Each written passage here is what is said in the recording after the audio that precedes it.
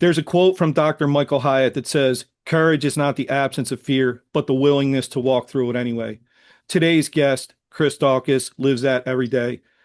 As a former Philadelphia police officer and UFC heavyweight, he's faced pressure in every form, on the streets, under the spotlight, and now as a coach and co-founder of the Forge MMA. In this episode, we will unpack the journey behind the fights, the lessons learned, and what it really takes to keep showing up when it counts. Chris, thanks for doing this, man. I really appreciate Of it. How you course. doing? I'm doing good. How are you? Of I'm all right, man. Thanks again. So, course. Chris, I'm real into MMA. I Yeah. love it. Followed you for a while now. Your career was really excited when you agreed to jump on here with me. Of course. For those who may not know who you are, would you mind giving a brief intro of yourself? Yeah, sure. Chris Daukaus, born and raised in Philadelphia. Grew up in the Tacony section of Philadelphia. Um, Went to North Catholic High School, graduated '07. After that, I went to college for a little bit. Just did Penn State Abington, nothing serious. Kind of was buying my time about figuring out what I was going to do. During that time frame, when I was still in school, I was going back and forth between like nursing or becoming a teacher. My dad, also Chris, he was a cop during the time. He said, "Hey, listen, just take the police test. You can always go back to school, do that." So I was like, "All right, no problem." Took the test to become a Philadelphia police officer. Didn't hear anything from the city for probably legit a year. Um, but during that time is when I found MMA. Started training jiu-jitsu, started training MMA, all the striking aspects of everything. And then, funny enough, I was training for a fight, and then I ended up getting a call to join the police academy. So my first amateur fight took a week before I was supposed to start the Philadelphia Police Academy, and did 10 years in the great 25th district. Gonna be super thankful for all those years that I was there with all those guys and girls. And then after that, it's kind of just been, I've just been fighting when I can throughout that time. Got signed to the UFC during COVID, during the pandemic, and just kind of, you know, have been living that fighter lifestyle ever since. I tried to make it work with the city and the department. There was a bit of a time when I was going back and forth with the higher ups as far as what I was doing, what I wasn't allowed to do.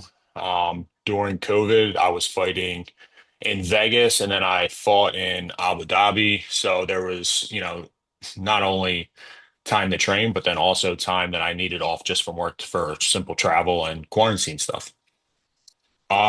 Spoke to a couple of the higher ups at the police department, and they pretty much told me, "Hey, listen, you have to pick a career. It's either police department or fighting."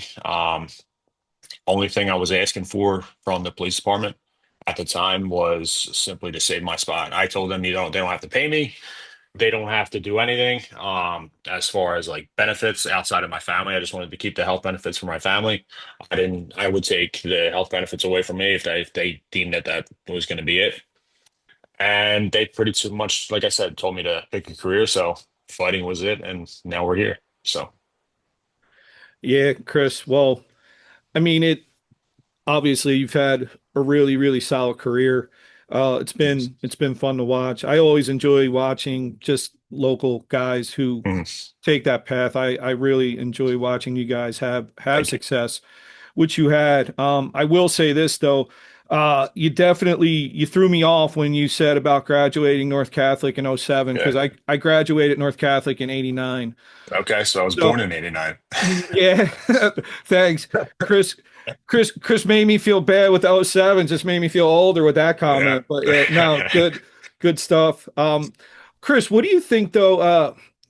As you think about it and you're going through it with the police department, what what's that final thing in your head though where you go because you got to be somewhat nervous. You have a career, two Yeah. careers. What gives you that final push where you make that leap and go MMA full time? It was really them telling me like, "Hey, listen, like they can't work with me." I wasn't asking for anything. I literally told them, "You can stop paying me, stop doing everything for me. The only thing I want in return, um, is for you to save my spot. Is meaning like I would still go to NPO every year. I would still go to all the training. I just wanted you to be like, okay, you can come back and be a cop. I didn't want to have to go through another academy. And that was simply it. I figured that was, I thought that was their best course of action. Um, but really, when I got that memo down from, I forget whose office it was, some deputy commissioner, but they were like, "Yeah, listen, we're not doing it. You have to pick a career." I think that was kind of the final straw for me. And at that point in fighting, in my fighting career, I was on an upward trajectory, so it just made everything that much simpler. And me and the wife were going back and forth with it for a while. Um, Once I got the call to the UFC, I figured eventually I would need to make a choice on whether or not I could continue to do this. Just to compete at the high level, you have to be all in. And obviously working, morning, nights, whatever, overtime. There was a lot of civil unrest going on at the time. So I was pulling, 12-hour days, 16-hour days. So I was also like, I was a trained bike cop. So every protest and everything like that, I was downtown. I was downtown for I think like the longest stretch, I was down there for like 12 days, 14 days, something like that. So I would literally come home. If I could train, I would train. But if not, I would come home, sleep for a couple hours, and then we'd have to be back down there for the next one. So it was kind of like if I'm doing this, I'm doing this type thing. So me and the wife finally, sat down, talked about it, and we said, all right, that we can make this work. So now we're here. And Chris, how did your fellow police officers, how'd they react when you started to, start to get a bigger name and you start to headline some major fights? How was that reaction? Everyone was super cool. Obviously, there's going to be ball busting and everything like that, which I'm totally fine with. That's the culture I grew up in. That's the culture in which is a part of the police department, and I wouldn't want to change that for anything. But everyone was super supportive of everything. But yeah, of course, there's going to be ball busting and all that. Like I had my picture was everywhere, all over the district and all that. So it's all fun and games. It's all good. But yeah, everyone was super supportive and super awesome about it. Yeah, man, I remember, and we'll get into it a little bit here, but I kind of remember when I had heard that you were making your debut. Mm. That came together pretty quick, didn't it? Yeah. Your UFC debut. Yeah, so I was training for a local organization. I was training for a title fight for CFFC against Sean Teed at the time. So I was originally scheduled to fight him. I want to say it was February or March of 2020, and then I got a call from my then manager telling me that everything was shutting down. They were shutting everything down. So you could ask my partner at the time. I threw a fit in the five squad room, throwing everything, screaming, yelling because I knew I was super ready for that fight, training super hard. I know I was going to come home with a win. The world shut down, and then really after that, it was kind of like no one knew what the hell was going on. And then Dana White was like, "We're still running things. We're still doing, the fights. We're gonna take every necessary precaution." So I continued to train, not thinking that I would get a call, but he kind of took the lead on that point, and then there was other local MMA organizations who kind of followed his lead, and we're like, "All right, if they're doing it, we'll make it work." CFFC is kind of under the umbrella of the UFC. They're working with them. They have a great deal through Fight Pass. They do grappling events as well. So they said, all right, we're all in. So they ended up postponing that fight until August of that year. So I was still getting ready for the fight, getting ready for 5 rounds because it's a title fight, four rounds with the optional five. And then I want to say 11 days out, 12 days out from my title fight, I got a call. It was probably 2:30, 3 o'clock in the morning from my manager. I was on my way home from work. I was, working five spot schedule, 62, whatever it was. I was on the way home. I'm like, something's up. Like, what? This dude, he never calls me this late. So I'm like, all right, what's up? Like, something's in trouble. I figured he was in some kind of bind or he needed like something. So I was like, yo, dude, what's up? And he's like, hey, your fight with Teed is canceled. And I'm like, of course it's canceled. I'm like, it's probably something to do with the pandemic or he got hurt or something. And I'm like freaking out driving on 95. And he's like, it's canceled, but we got you another fight. You're going to be fighting for the UFC. 12 days notice. You have literally 30 pages of paperwork to get through tonight. So I need you to go home and do that. And it was surreal. And then I really literally came home to my wife. It was like I said, 3 o'clock in the morning, 2:30, 3 o'clock, and I was debating in my head. I'm like, am I gonna wake her up and tell her? Because if I wake her up and tell her, she's not going back to sleep and she's got work in the morning. So I'm like, all right. So I just went in, told her. We were up all night talking, figuring out the paperwork, and it was great, man. Yeah, and Chris, knowing that you went from fighting in, and I understand how the local promotions work, CFFC, Yeah, things like that. What kind of though, what goes through your mind as because obviously it's during the pandemic, so it's a little yeah, different anyway, but what's yeah. going through your mind that night as you're walking out for that fight in your UFC debut? I was so surreal. Like it didn't seem real, but then it was also like I was kind of want to say it was like an out of body experience, but it was like, okay, I'm finally here. But then also at the same time, I'm like super dialed in because I know I'm supposed to be here. I know like this is what I wanted. So I was just ready to go. I wasn't gonna lose that fight. It was yeah, it was surreal just being a part of it. And like after watching the UFC, watching the shows that they put on during the pandemic in the Apex, I just knew. And then just to be surrounded by like guys that I've watched over the years, like Stipe, like me and Stipe were talking in the back, and it was crazy. It was awesome. Yeah, and Chris, when you were fighting heavyweight Mhm. UFC, I Yeah, remember the one thing my son and I would always talk about, and this wasn't meant as a knock on you, but I yeah, always felt you were undersized for correct. heavyweight Yeah, in correct. UFC. But I remember watching the first few fights, and for me growing up, MMA wasn't as big yet, right? It Yeah, was more me growing up, it was watching boxing with my yeah, grandfather, all that good stuff. So I appreciate it right away when I saw, and I didn't expect, I'll be honest with you. I knew your background, BJJ, that kind of stuff. yeah, I don't think I was expecting to see how tight your hands were. yeah. Did you think being undersized though that you had an advantage at heavyweight and UFC with Absolutely, your hand speed? absolutely. Yeah. So I tell people all the time. There's like I'm a big person. Like I'm like 6'3", 6'4" on a good day. Right now I'm walking around like 235, 240. So I'm a bigger person.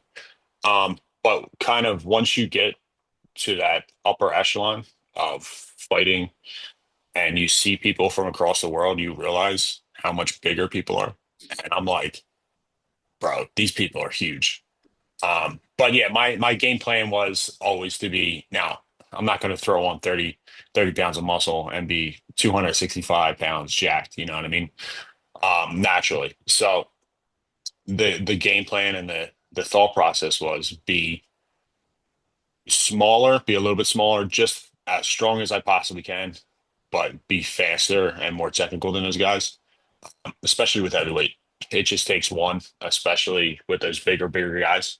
Um, so good head movement, good technical defense, be super technical with everything, and just to be able to outwork them because obviously anyone who watches MMA, any real any true heavyweight fight, it's a round and a half, and everyone's dying if they even make it a round and a half.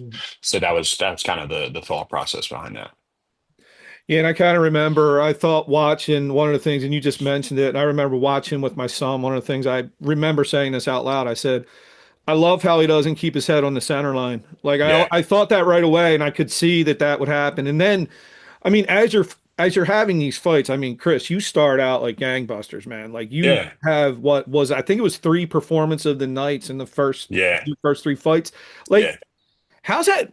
Listen, it's awesome, right? But it's got yeah, to mess with absolutely, it has to mess with your head some too. How does that start absolutely. to make you feel even better and for worse? Yeah, it's really like getting the wins. I think getting the wins is a bigger thing because then you're just like I'm just gonna start walking through people. Um, until I got no, because I would consider Natsumeto when I fought him in Abu Dhabi, I would consider him a true heavyweight because he had a cut to make 265, and that man is a giant. But yeah, I don't want to say it gives you like a false sense of confidence because I was extremely confident in my abilities at the time. But yeah, it definitely plays a factor in the way that you're thinking about yourself and your abilities. But as long as you have a good team around you and a good solid foundation at home, shouldn't be a problem.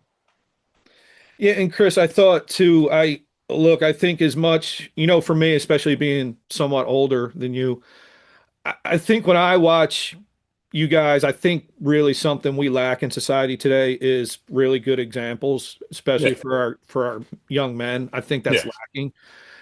I think you are that kind of example that we need because I think to me what was even more impressive was obviously it was great to watch you win, yeah, but then comes that string where you had some losses, right? But yeah, absolutely. I think the way you handled yourself to me showed more about who you were and your character than even the wins. Yeah, But what happens at first loss in UFC, man, when that happens? What happens then? it's devastating. Be on highlight reels like that, it's absolutely devastating. You want to completely stay off of all social media, just because everyone's the normal, the normal, I would say, hate or comments that you get leading up to a fight. Uh, if you're not in a good headspace, could be super negative. But then after you lose, it's just 10 times worse. It's kind of crazy how that impacts everything and how, it's just like random people online. They can just say whatever. And I'm the type of guy who I always wanted to have a not like a close interaction with with fans and people who reached out, but just to be able to be like, I never wanted to be like those what I thought professional athletes were in untouchable and unreachable as far as like being able to contact them or have them like talk to you. I always wanted to reach out, and that was kind of like a detriment as well. Because like now I'm looking at everything and I'm like responding to certain things. It's just not good. Like obviously there comes a point in time when yes, respond to the fans, respond to people, but then there's also a time when it's like, hey, turn this off for a little bit. You know what I mean? Yeah, and Chris, I mean, I think the next thing that I'll ask is, you lose that first one, Yeah. and this is where, look, all credit for you, man. Like I think not just losing, right? Because you said it, you're fighting in heavyweight in the UFC. Hmm. I mean, listen, I swear, I think these dudes would knock me unconscious with a stiff jab, right? Like Yeah. when you experience not just the loss, but the way you lose, Yeah. do you start to? Because I think for a fighter, not just I think you're always confident. You think you have that ability, but being in heavyweight, you start to think, man, I'm only that one fraction of a step away in any fight from that Yeah. happening again. Does that cause you to hesitate? Do you think that starts to impact the way you fight? Yeah, definitely. And you you're always cognizant of it, right? So I fought Derek Lewis in December of that year, and then right after that was March was the Curtis Blades fight. So I should have taken more time off. Obviously, I should have. Now I thought I could beat Derek at the weigh-ins. He had to cut to make 265, but as I'm standing there looking at him, he wasn't bigger than anybody. Hmm. He wasn't bigger than anybody I faced before. Like Nascimento was bigger than him, and I'm like, okay, that's no big deal. But then, like when I'm standing there across the cage from him after the 24 hours of the rehydration and all that, he's a completely different human being. Like he was like this giant man, and I'm like, oh my God, dude. And then Curtis Blades was even bigger than him, and I'm like, what am I doing? Like this guy is huge, and yeah. So it definitely plays a factor, but you live and learn. Can't go back on it now. I live my life the best that I can as far as like a no regrets. So don't regret anything. Those are the choices I made at the time. But looking back, if I could whisper something in myself, like in my ear, I'd be like, "Hey, listen, it's time to make the cut to 205. These guys are the upper echelon of heavyweights in the UFC are just way too big. They're just a different, like I was saying earlier. Like I'm a big guy. They're just a different breed of individuals. They're just monsters. They're very big. Great segue because I wanted to ask that. So, as we followed your career, Mhm. thinking it through, thinking, when does it get to that point where maybe the speed's equal, maybe the power or the size is too much about Yeah. you cutting the 205. Do you think going through that stretch of losses, do you regret sometimes that maybe you didn't make that sooner and avoid some of what happened in that losing streak? I don't regret it because at the time that's what I wanted to do. Um, that's what, at the time, and I thought that it's the UFC. They call it and you fight. Like, I didn't want to be that guy who turned down fights I just did the main event against Derek Lewis. They're calling me for another main event in Curtis Blades. So I'm like, yeah, why not? Like, I didn't want to turn down a UFC main event and then be like, okay, well now you're gonna get shelved for a year and a half and you're not gonna be fighting for a year and a half. So Mm. that's kind of the game. I don't want to say the game that the UFC plays, but that's kind of the control I want to say that they have over the fighters is like when you get that call or when they're asking you to do something for them. I wanted to be a guy that they could call on to be reliable. I didn't want. I'm just that type of person when whether it's fighting or in my police career. Like if someone needed something, I wanted to be that guy to be like, all right, yeah, I'll take care of it, no big deal. I'll handle it. I'll make it work. Um, but yeah, I mean, at the time, no regrets, dude. It is what it is. It's life. Mm. It's a learning experience. I mean, that experience of just the whole lead up to the Curtis Blades fight and then doing all that was phenomenal. I mean, was awesome. But like you said, going to 205, looking back, if I'm being critical of everything, yeah, I should have made the jump to 205 earlier. Yeah, and Chris, I want to add this though for people like listening now, honestly, right? We're talking about this now and we get into a little bit of a losing streak, right? But Yeah, just absolutely. for just for people listening who may not be as big followers of MMA Mm. and the UFC, the guys Chris is talking about, Derek Lewis has the Yeah, most knockouts in heavyweight history. Like yeah. it isn't a shameful thing to be knocked out by Derek Lewis. He knocks No, yeah, everybody out, right? So I just wanted to yeah, add that because I think when you talk about those guys that you had losses against, man, we're talking about you're in that elite top 0.2% of the world still, yeah. which, kudos to you. But Chris, does the one thing that I wanted to ask, it kind of goes with the fighting though, in as far as personal, Mhm. when you kind of get into the streak that's not as successful, I'll say, do you start to notice who your true friends are, man? Did you have Yeah, any? absolutely. Yeah, absolutely. You get like not even like true friends, but even just in general, right? Like you even through any loss. Like I was fighting Derek at the time was I want to say he was ranked two or three, and then Curtis Blades was four or five, and then Rosenstrike was seven, six or seven. So it's not like I was just losing to like random people. I was losing to the top of the top, like you said. But going back to, who your true friends are, yeah. I mean, I keep my circle small anyway. I don't have like whether it's a detriment to me, I don't have like a lot of friends. I mean, yeah, I have friends, but like it's not like people who it's not like I have like a group of 30 people I'm going out with every weekend or like, and then that all of a sudden is dwindled down to two people. I've always kept a small circle. So like those people have always been there. Family's always been there. It's nothing different. I mean, yeah, you get a little bit less phone calls, less texts and all that, but for the majority, it was just normal life for me and I was totally fine with that. And Chris, do you think sitting here now, I'll ask, I mean, I know that you've had, I think, one fight since leaving UFC. I Mhm. mean, are you what you would say still active and ready to fight still, or are you kind of more retired or looking to the next chapter? No, I'm definitely looking to have a few more fights. As of right now, it's just been so busy with the gym opening up that I kind of want to focus on that. And my brother's getting ready for a fight, so I wanted to take the majority of the burden onto myself so that he can focus because he's on the opposite spectrum of me, right? He didn't have a run like I had in the UFC. Um, but since leaving the UFC, since not renewing his contract in the UFC, he's been on a tear and I don't know what the UFC is doing as far as like why they haven't called, but he needs to stop fighting local guys and stop hurting local guys because it's a detriment to him and it's a detriment to everybody that he gets in there and fights because they run into a buzzsaw with him and he needs to get back to the UFC and showcase all that. And I really can't wait for him to, finally get that call. He's training for a fight at the end of, I'm not going to say that. because I don't think it was announced yet. So I don't want to be that guy who announces something and gets in trouble. But yeah, something's brewing for him. But yeah, I just wanted to start this gym. We wanted to start a gym, a place where everyone's kind of welcome. We can run it our way that we see fit. And yeah, that's kind of where my headspace is at. I'm just trying to make sure that the gym's up and running. It's established. It has a good foothold in the community. And once that happens, then we're switching back to fight career mode.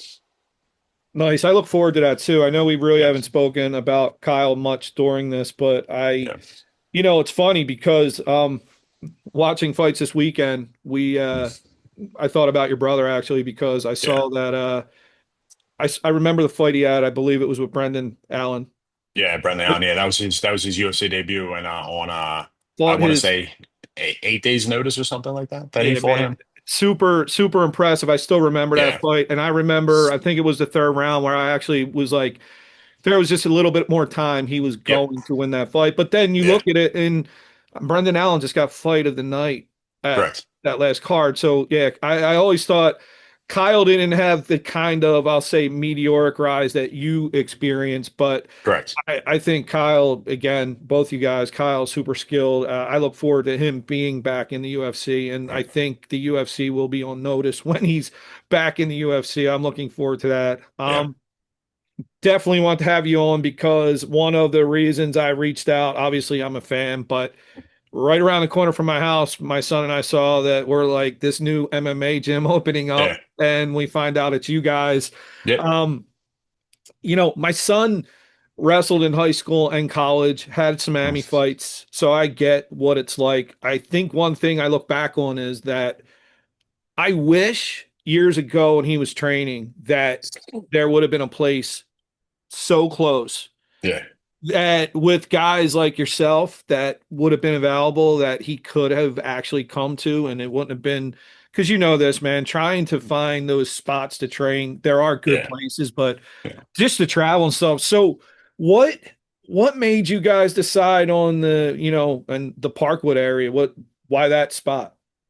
Well, we live right here. We both live up in Parkwood, so it was kind of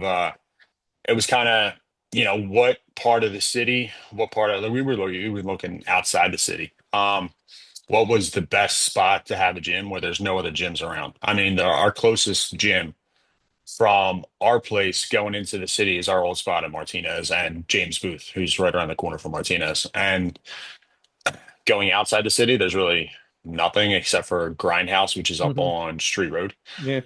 So it was kind of like a perfect little spot to where there was an untapped market. You didn't want to have we didn't want to have guys traveling from this area going to different gyms, and we figured it was the best spot for us. We live 5 minutes from the where the gym's located at now, so it was just a really good fit for us. So we decided to pull the trigger on it, and it's been going great so far. The reception, the community, the spot where we're at, all the other businesses around it, it's been great.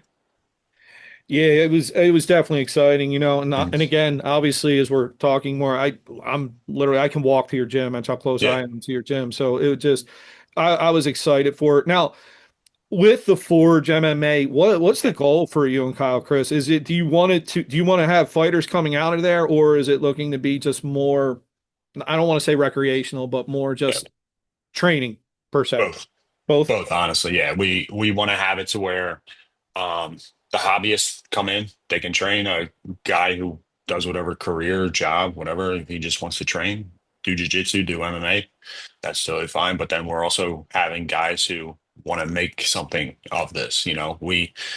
I think myself and my brother both have the ability to be able to guide certain people, guide people who want to make a career out of fighting. I mean, yes, we were at the upper echelon and we competed at the highest levels.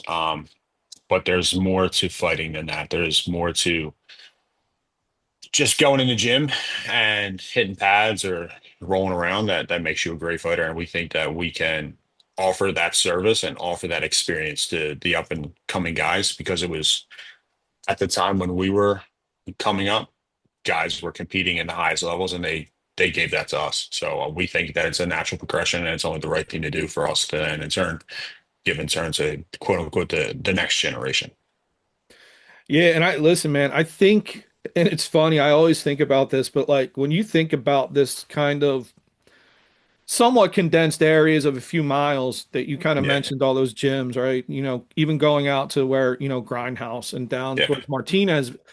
I think when you think about it though, and you look at the landscape of MMA right now, like I think it's super impressive that this small area has produced so many high level yeah, like guys. Like I don't think when you look at it just per pound for pound, maybe not the right way to say it, but like when you think about the guys from this small area based in these local gyms that have just had success, I think it's pretty crazy, man. I just think I think there's a lot of skill in this yeah. area. And I think, having more gyms and guys like you to help guide these, younger generation is really, really good. Um, is there, what's it feel like as far as though, from being the fighter walking out to the cage? And Chris, how's that feel though when you have, if you're coaching and you are going out there with somebody who you're training and they're fighting? What's the difference? Um, I find it. I have a lot more nerves coaching than I have actually fighting. Because I have no control, and that's kind of like my thing. Like at least with when I was stepping in there, I have a somewhat of a say about what happens. Obviously, as you're coaching, I guess it's like being a parent, right? You're trying to raise your fighters to give them the best options, but at the end of the day, they're individuals. They're going to make their own decisions, and it's kind of it sucks. It sucks, dude. I like coaching. I like being in people's corners. I like the build up of helping people go through camp, helping people to get ready mentally and physically. But then like once they're in front of you, they're getting ready to walk out and they walk out and then you walk out behind them and like the nerves hit and I get way more nervous, like I said, way more nervous to corner than I ever did fighting. And It's it's cool, but it's also nerve-wracking. Like it's definitely gonna. I have grays now. You're gonna see like a lot more grays as this continues. So well, my buddy Lex, one of the fighters who's training out of the Forge, he's fighting this weekend. Yeah, this weekend he's fighting for bare knuckle. Now, granted, not MMA bare knuckle, but still the stakes are just as high, if not higher, because bare knuckle and all that. But yeah, it's gonna be fun and it's gonna be intense and super nerve-wracking. Yeah, as you're going through that, man, my mind is like racing because as Yeah. you can imagine, right, being a parent, I laugh because when my son had his few fights, people would like, "Oh my God, I don't know how you can do it. I don't know how you can do Yeah. it." I'll be like, "Listen, I can. I'm like walking the whole Yeah. arena as it's happening." And my wife was just like fantastic. She Yeah. was just like, go fight, Yeah. like whatever. Like, yeah, Absolutely. Yeah.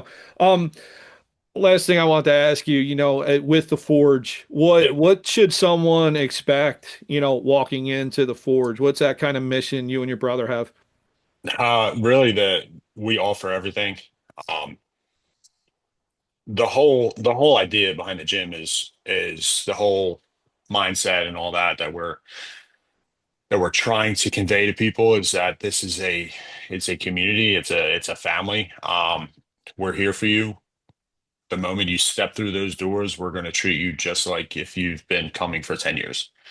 Um, Whatever you want out of this sport or this lifestyle or this hobby that you're going to have, we're going to be there 100% with you. We want a great environment, um, solid work ethic in everything that we do. We're giving people life lessons, but also lessons to take on the mats and off the mats. It's really just us trying to help people as best as we can through our own experiences. Whether that was from being a cop for 10 years, whether that's from being a fighter for all these years. It's really something that we it's something that I don't want to say lacked in the past, but it's something that we thought that no matter what gym we were at or visiting, that a lot could do better. Like it was jiu-jitsu and BJJ and as a whole is a great community for developing your character, developing who you are, and that's kind of just what we're striving for is just to whoever comes through those doors, just to make them a better person in all the correct ways. Like more confidence, especially with like our kids' classes and our kids and teens. Like my son has just started jujitsu with us, and like a couple of his friends from school, and you look, they've been, I want to say, a month and a half. The difference between before they started and now, it's night and day. The way that they're more confident, you know, they hold themselves higher. They're chest out. They're looking at you in the eyes when they're doing everything. Like it's a really good thing. I think martial arts as a whole, but especially BJJ and MMA as a whole, is really good for developing human character. No matter what, yeah, it's a 5 minute round, and you have a 265 pound man on top of you trying to strangle you. It's gonna it's gonna translate over to life when life gets really hard. You know what I mean? Like if you can survive that, you can survive pretty much anything. And that's kind of just what we're trying to give the community. And like you said, we think that a lot of this, excuse me, this younger generation lacks. I don't want to say role models, but um, what people should be and the type of character that people should have. And I would hope that uh, they see that in both myself and my brother and everybody else who's at the Forge. I think that that is a great spot to show you what type of person you can be and what type of person you should be. Yeah, man, love that answer. And I said this Right. early to you when we started, man. I mean, I'll say it. I think, being 53 now, I do think we lack role models for our younger generation. Yeah, Um, you know, I hate saying it, but I do say it because I think it's a problem. I think in general, man, we're really starting to. I think we're doing our kids a disservice by softening them up, and absolutely. we're softening them up in a way that we're making them targets for you know for all the evils that are out there, man. And it's Yeah, just having that little bit of confidence. You don't even have to be able to fight. Just looking no, like you're not a target is going to go a yeah. long way. And I think you and your brother are doing a great service with this, man. So thanks for Thank you. that.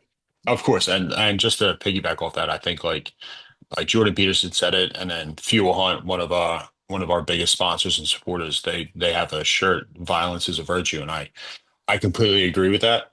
In the fact that, and now granted, I've actually worn that shirt in public, and people have been like, "That's not. What are you talking about?" And being being capable of violence is a big thing, but not using it like anything. If I tell you to do something and you're not capable of violence, that's a suggestion. Like you're not okay. Stop doing that. No, like I think that being able to protect yourself, protect your family is the number one thing that you should strive for. And then, yeah, it's crazy. It's crazy the way that the world's kind of leading leading the generation into a softer way. Now, granted, a civilized society should be that way. You should not be, you know, bashing each other over heads with sticks and bats all the time. But if that moment arises, you should be able to protect yourself and your family.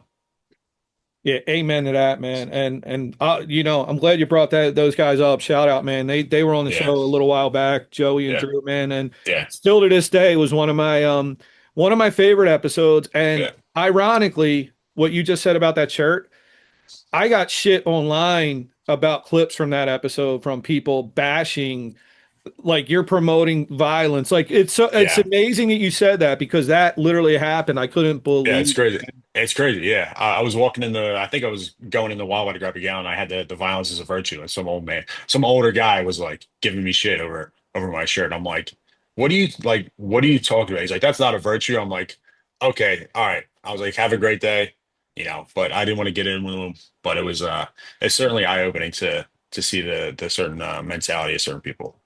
Yeah, man. And Chris, you know what I say to that when it comes to the whole violence is a virtue thing? Virtue is in the eye of the beholder, and it depends Right. how you look at it, man. So now that's good stuff. I wanted to end with a couple just real quick. I've been doing this rapid fire round as I Okay. came out with this reboot. So kind of first thing that comes to your head. So Who's your favorite Philly MMA fighter? And it can't be your brother. And it can't be Kyle. No. Can it be retired? Yes. All right. Retired. Would have to be. I'll just go to the old favorite, Eddie Alvarez. Amen to that, right, man? Yep. Can't lose with that. No.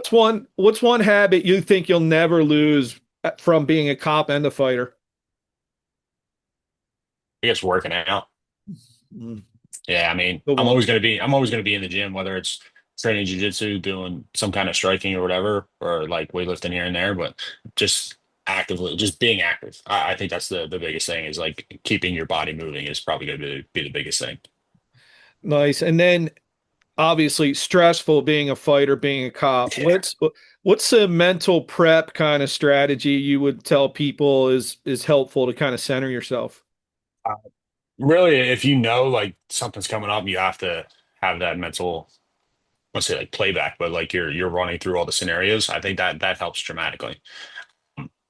Any like stressful situation, like you know how everyone has this anxiety about an upcoming work meeting or whatever, like run through everything possibly through your head that can go wrong, can go right, how you think it's going to go. I think that is that's a major game changer, definitely. Nice. Last thing, man. So obviously you're a young man still, but Yeah. when you're sitting there, your 60s, 70s, man, you look back, what do you hope people remember Chris Daukaus for? Uh man, I haven't really thought about that. Yeah, I mean, honestly, just to be a true friend and a person that they can, yeah, just to be, like a real true friend. Um, Someone I guess they can look up to do whatever. Now, granted, I'm not saying that I'm not without faults and I'm not a saint over here, but uh, just to live the path of a good life. And yeah, just being a good person as best as I can be. Nice, man. So on that note, Chris, where can people find out about the Forge, about you and your brother, and anything that's coming up? Realistically, our biggest social media platform is Instagram.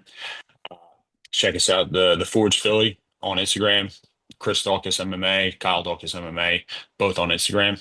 We kind of, cross promote on that as far as everything with the Forge and our own personal lives. So if you have anything, check us out there. And then all the info for the gym is on the page. It's in the first post, all the cell phone number, email address, the address to the gym. It's right in the Parkwood Shopping Center, or in between the pack and ship and the laundromat. So come check us out.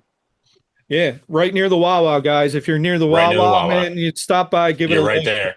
Yeah, nah, it looks really, really like a good spot, Chris. Yeah. Perfect spot, man. Perfect spot for you guys. Thank you. Of Well, listen, I really appreciate you jumping on today, man. course, man. It's great to get to talk to someone who not only am I a fan of, actually I have a lot of respect for you and what you're doing. So this is Thank you. really, really good for me. And I hope the folks that are listening, especially the local people, check out the Forge MMA. Give Absolutely. Chris and Kyle a follow. And Chris, wishing you nothing but the best, man, with these Thank endeavors. you. Thank you, man. Greatly appreciate it. Thank you for the platform.